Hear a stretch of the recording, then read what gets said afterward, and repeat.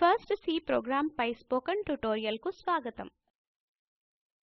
ఈ తరగతిలో మనం నేర్చుకోబోయేది ఒక సరళమైన సి ప్రోగ్రామ్ ను ఎలా రాయాలి, ఎలా కంపైల్ చేయాలి, ఎలా ఎగ్జిక్యూట్ చేయాలి, సామాన్యంగా చేసే తప్పులు మరియు వాటి సవరణలు కూడా వివరిస్తాను. ఈ ట్యుటోరియల్ రికార్డ్ చేయుటకు ఉపయోగించినవి ఉబుంటూ ఆపరేటింగ్ సిస్టమ్ వర్జన్ 1110 మరియు ఉబుంటూ పై జీసీసీ కంపైలర్ వర్జన్ 461. ఈ తరగతిని అభ్యసించుటకు ఉబుంటూ ఆపరేటింగ్ సిస్టమ్ మరియు ఎడిటర్ గురించి తెలిసి ఉండాలి. విమ్ మరియు గెడిట్ లాంటివి ఎడిటర్లు కలవు. నేను ఈ తరగతిలో గెడిట్ ను ఉపయోగిస్తున్నాను. తత్సంబంధిత తరగతుల కొరకు క్రింద ఇవ్వబడిన వెబ్సైట్ ను సంప్రదించగలరు. సి ప్రోగ్రామ్ ను ఎలా రాయాలో ఒక ఉదాహరణ ద్వారా తెలియజేస్తాను. కంట్రోల్ ఆల్ట్ మరియు T ఏకకాలంలో నొక్కి టెర్మినల్ విండో తెరుద్దాం.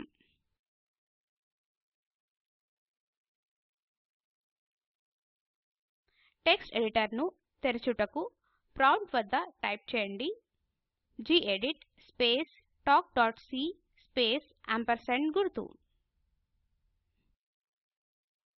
యాంపర్సాండ్ ప్రాంప్ట్ ని ఫ్రీ చేయుటకు ఉపయోగపడును. అన్ని సి ఫైళ్ళకు .c అనే ఎక్స్టెన్షన్ ఉంటుందని గమనించండి. ఇప్పుడు ఎంటర్ నొక్కండి. టెక్స్ట్ ఎడిటర్ తెరుచుకున్నది. ఒక ప్రోగ్రామ్ రాయడం ప్రారంభిద్దాం. స్పేస్ టైప్ చేసి మై ఫస్ట్ సి ప్రోగ్రామ్ అని టైప్ చేయండి.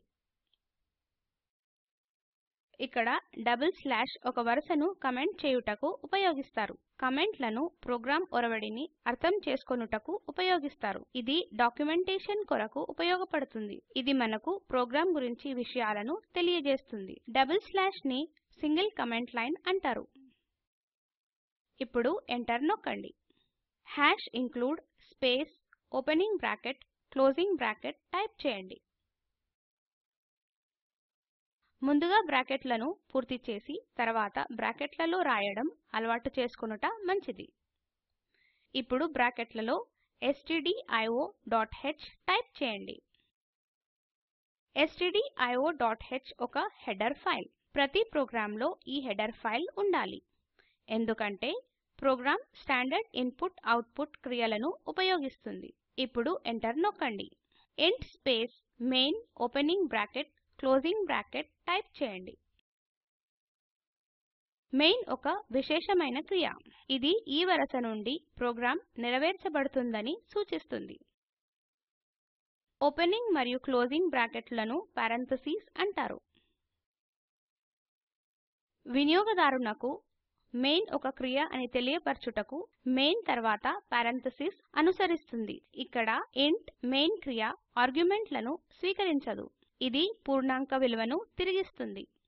మనము డేటా టైప్ల గురించి మరొక తరగతిలో నేర్చుకుందాం. మెయిన్ క్రియ గురించి ఇంకా ఎక్కువ తెలియబరిచే స్లైడ్లను చూద్దాం. తదుపరి స్లైడ్ కు వెళ్దాం. ప్రతి ఒక్క ప్రోగ్రామ్ కు మెయిన్ క్రియ ఉండి తీరాలి. ఒకటి కన్నా ఎక్కువ మెయిన్ క్రియ ఉండరాదు. లేకపోతే కంపైలర్ ప్రోగ్రామ్ ఆరంభాన్ని కనిపెట్టలేదు. ఖాళీ పారెంథసిస్ మెయిన్ కు ఆర్గ్యుమెంట్స్ లేకపోవడం సూచిస్తాయి. ఆర్గ్యుమెంట్స్ ఉద్దేశం గురించి వచ్చే తరగతులలో వివరంగా చర్చిద్దాం. మరల మెయిన్ ప్రోగ్రామ్ కు తిరిగి వద్దాం. ఎంటర్ నొక్కండి. కర్లీ బ్రాకెట్లను తెరవండి. తెరుచుకొని ఉన్న కర్లీ బ్రాకెట్ మెయిన్ క్రియ ప్రారంభాన్ని సూచిస్తుంది. తదుపరి క్లోజింగ్ కర్లీ బ్రాకెట్ టైప్ చేయండి. క్లోజింగ్ కర్లీ బ్రాకెట్ మెయిన్ క్రియ ముగింపును సూచిస్తుంది. ఇప్పుడు బ్రాకెట్ లో రెండు సార్లు ఎంటర్ నొక్కండి. కర్సర్ ను ఒక వరుస పైకి తీసుకొని వెళ్ళండి. ఇండెంటేషన్ కోడ్ ను చదవడానికి అనుకూలంగా చేస్తుంది. ఇది త్వరగా తప్పులను కనిపెట్టడానికి సహాయపడుతుంది. అందుకే ఇక్కడ 3 స్పేస్లు ఇద్దాం. తర్వాత ప్రింట్ఫ్ ఓపెనింగ్ మరియు క్లోజింగ్ బ్రాకెట్ టైప్ చేయండి. ప్రింట్ఫ్ అవుట్పుట్ ను టెర్మినల్ పైన ముద్రించుటకు ఉపయోగించే ఒక ప్రామాణిక క్రియ. ఇక్కడ బ్రాకెట్స్ లోపల డబుల్ కోట్స్ లో ప్రింట్ఫ్ లోని డబుల్ కోట్స్ లో ఉన్నవన్నీ టెర్మినల్ పై ప్రదర్శింపబడతాయి. Talk to a teacher n అని టైప్ చేయండి.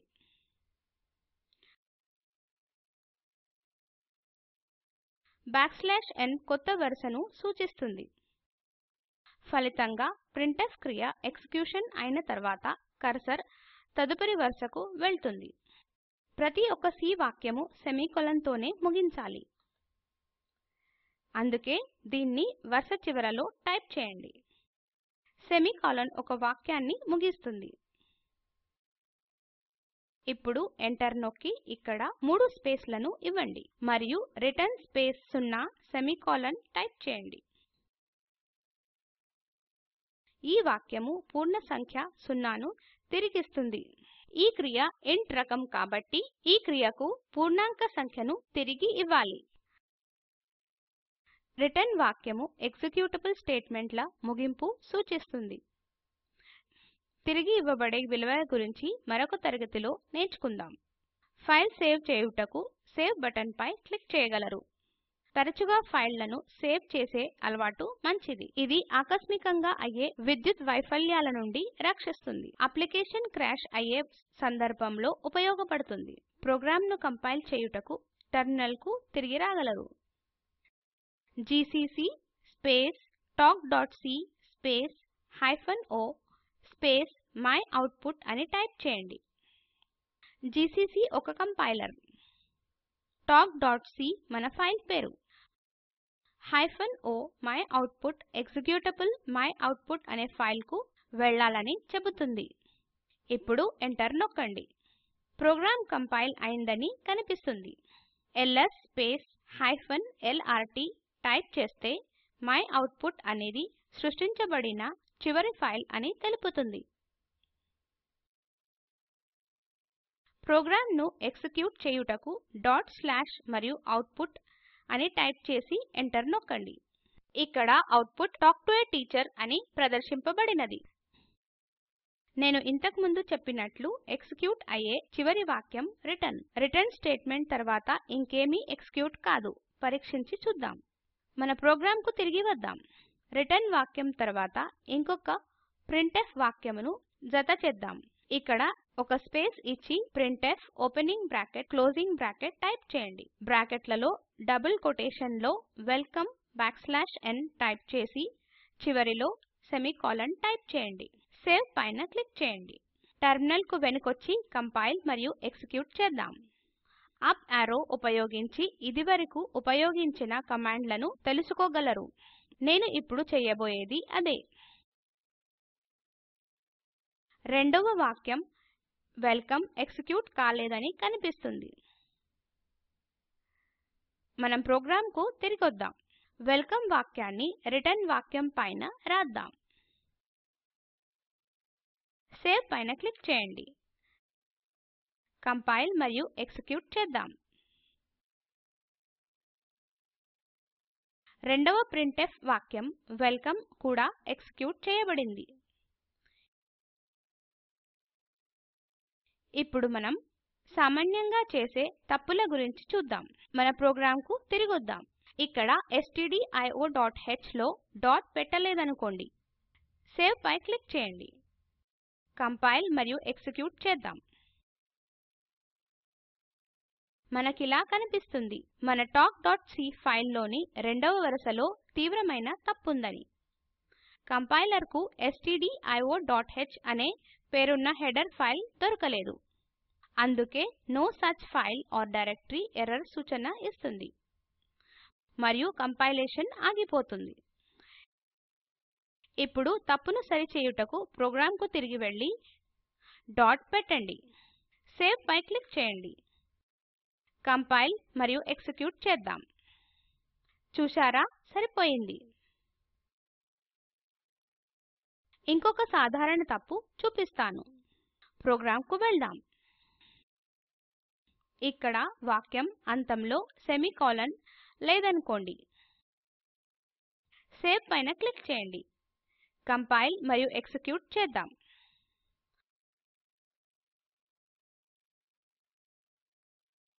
మన talk.c ఫైల్ లో 6వ వరుసలో తప్పుందని కనిపిస్తుంది. ప్రింట్ఫ్ ముందు సెమీకోలన్ ఆశిస్తుందని చూపిస్తుంది. ప్రోగ్రామ్ కు తిరిగి వెళ్దాం. నేను ముందే చెప్పినట్టు సెమీకోలన్ వాక్యమును ముగించుటకు ఉపయోగపడుతుంది. అందుకే 5వ వరుస చివరలో మరియు 6వ వరుస ముందు వెతుకుతుంది. ఇది 6వ వరుస. ఇది సెమీకోలన్ వేయుటకు చివరి స్థానము. కంపైలర్ 6వ వరుసలో కూడా ఎర్రర్ సందేశాన్ని ఇస్తుందని గుర్తుంచుకోండి. ఇక్కడ సెమీకోలన్ పెడితే ఏమవుతుందో చూద్దాం. సేవ్ పైన క్లిక్ చేయండి. కంపైల్ మరియు ఎగ్జిక్యూట్ చేద్దాం. చూశారా, సరిపోయింది. ఇప్పుడు మన ప్రోగ్రామ్ కు తిరిగి వద్దాం. ఇక్కడ ఈ వరుస చివరలో సెమీకోలన్ పెడదాం. సెమీకోలన్ వరుస చివర పెట్టుట అలవాటు కాబట్టి ఇలా చేద్దాం. సేవ్ పై క్లిక్ చేయండి. కంపైల్ మరియు ఎగ్జిక్యూట్ చేద్దాం. పని చేస్తుంది. ఇప్పుడు మన స్లైడ్స్ కి తిరిగి వెళ్దాం. ఒక assignment law welcome to the world of C ప్రదర్శింపబడుటకు ఒక ప్రోగ్రాం రాయండి. n printf లో n లేకపోతే పరిణామం ఏమవుతుందో చూడండి. ఇంతటితో మనం ఈ తరగతి ముగింపుకు వచ్చాము. ఈ లింక్ వద్ద ఉన్న వీడియోని చూడగలరు. ఇది స్పోకెన్ ట్యుటోరియల్ యొక్క సారాంశమును ఇస్తుంది. మీకు మంచి బ్యాండ్విడ్త్ లేనిచో మీరు వీడియోని డౌన్లోడ్ చేసి చూడగలరు. Spoken tutorial project team spoken tutorials ని ఉపయోగించి వర్క్ షాప్లను నిర్వహిస్తుంది.